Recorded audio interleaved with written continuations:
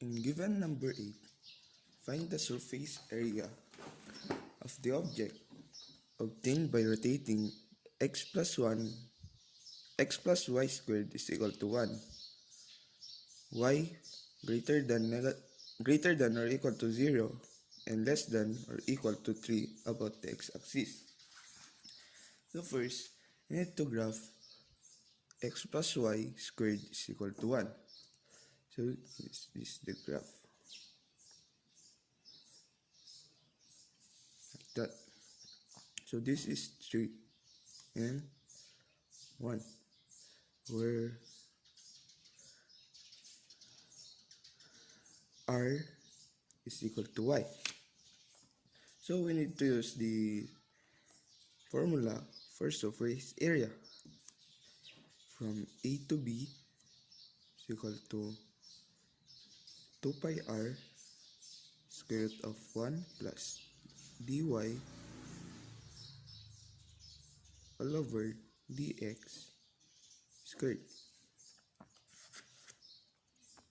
In solving dy all over dx, we have to find dy all over dx by x plus y squared is equal to 1.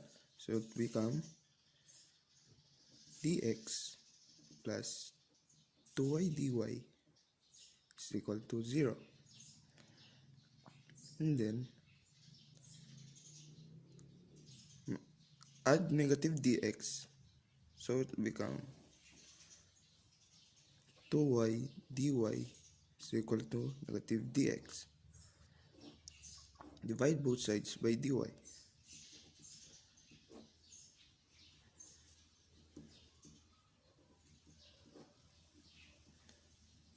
And then, to get dy all over dx, we need to divide both sides by negative 1. So, let's cancel there. And dx all over dy is equal to negative 2y.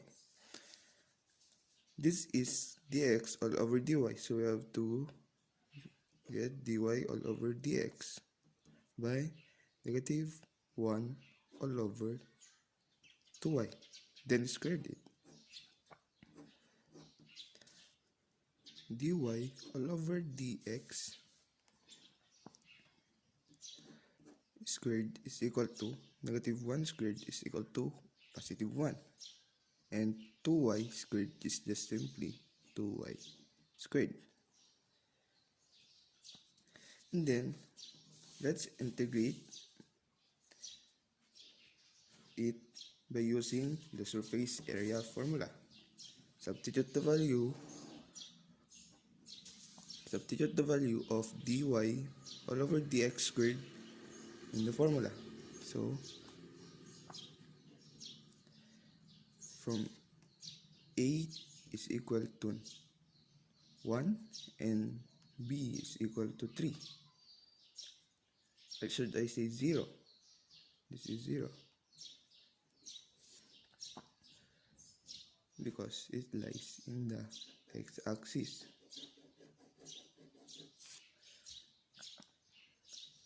Next is you have to substitute the values of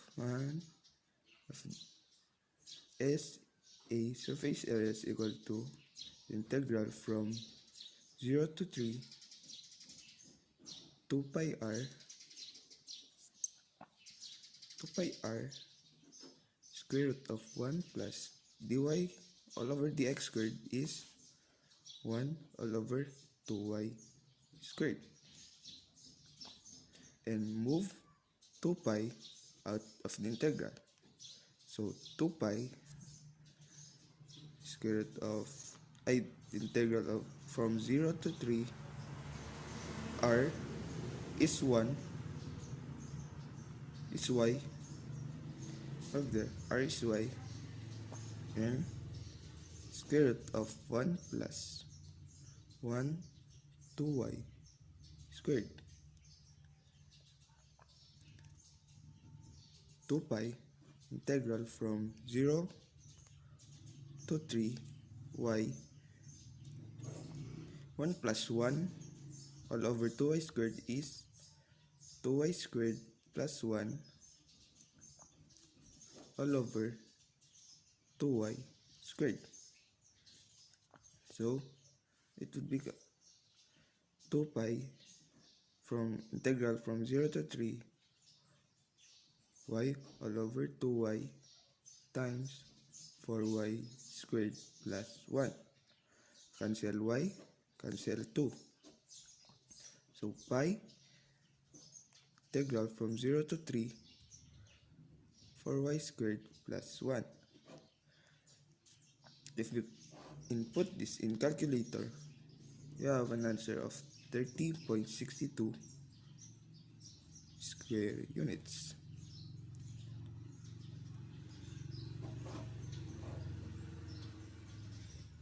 For given number 9, we have the integral of x raised to 7 all over square root of x raised to 4 plus 1 dx. So, for the value of u, we have x raised to 4 plus 1 du is equal to 4x cubed dx, and 1/4 du, we have x cubed dx. How do I get 1/4 du? Du is equal to 4x cubed divided by 4. So, it would become du over 4 is equal to x cubed dx. So, substitute the values. We have the integral of 4th root of u minus 1 raised to 4 all over square root of u times the value of dx, which is 1/4 du. So, simplify the term. Integral of cancel 4th root and raised to 4. So, we have u minus 1 all over multiply square root of u times 4 square root of u du.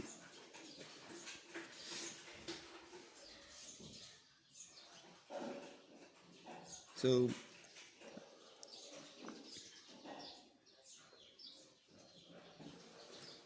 move 4 outside the integral.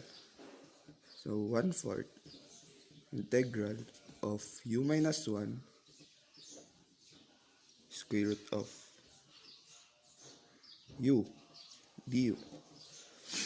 We all know that square root of u is just equal to u raised to negative 1/2. So, 1/4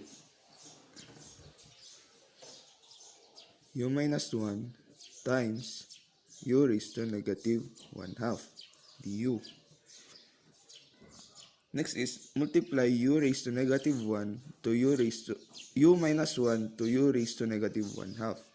It would become 1/4 integral of u raised to 1/2 minus u raised to negative 1/2 du. Integrate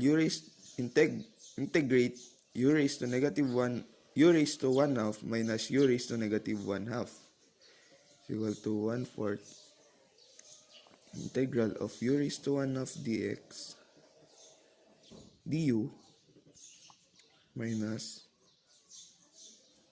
plus integral of negative u raised to negative 1/2 du.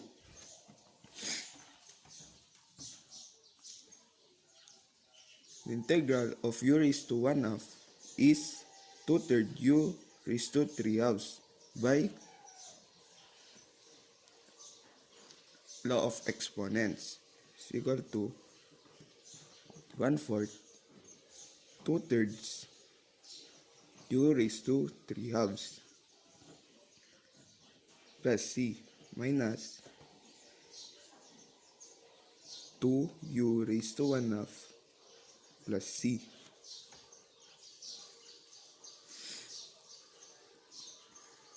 Simplify the terms. 1/4 2u raised to 3/2 all over 3 minus 2u raised to 1/2 plus c,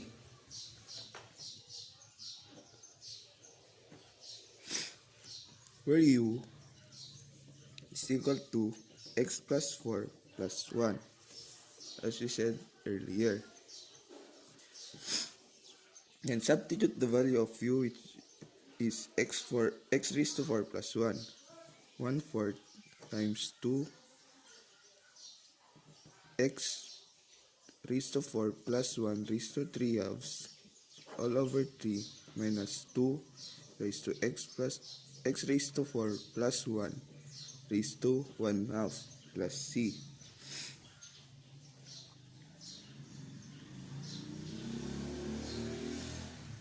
So we have the final answer. For given number 10, we have find the volume of the solid whose base is the region bounded by y plus 1 is equal to x squared and y minus 3 is equal to 0, and whose cross-sections are equilateral triangles within the base perpendicular to y-axis. So we need to graph y plus 1 is equal to x squared. Y plus 1 is equal to x squared is equal to y is equal to x squared minus 1. So if we graph this, we have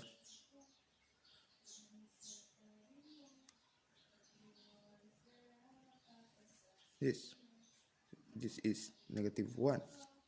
So graph y is equal to negative 3, or y is equal to positive 3.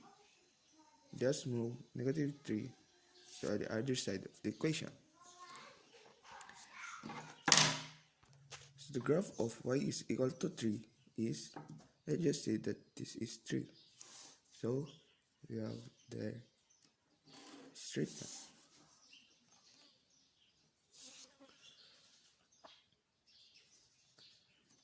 In there, it is stated that the cross-section are equilateral triangles. So we have to draw a triangle.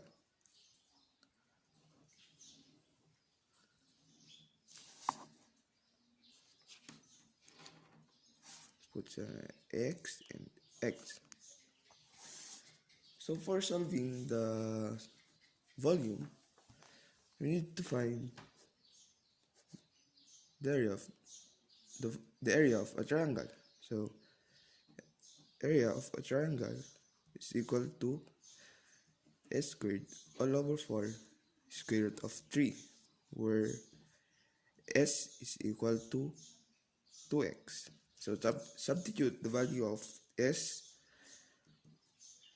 to s. 2x squared all over 4 times square root of 3.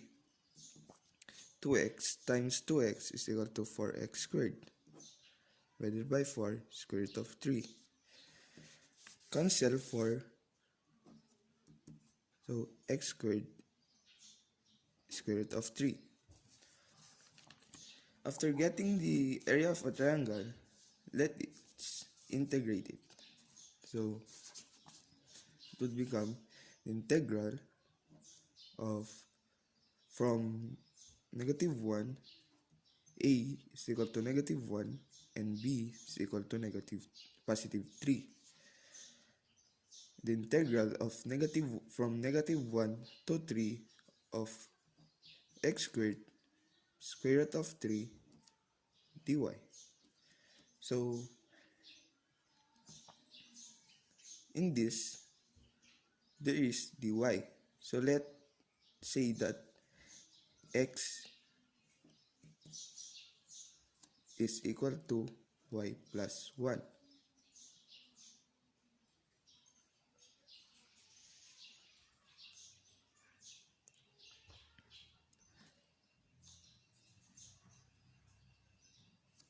So substitute the value of x from negative 1 to 3,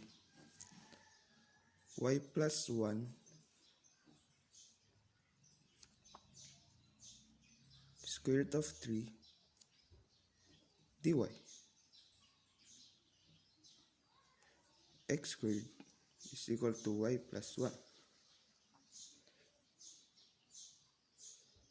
So here, we move square root of 3 outside the integral.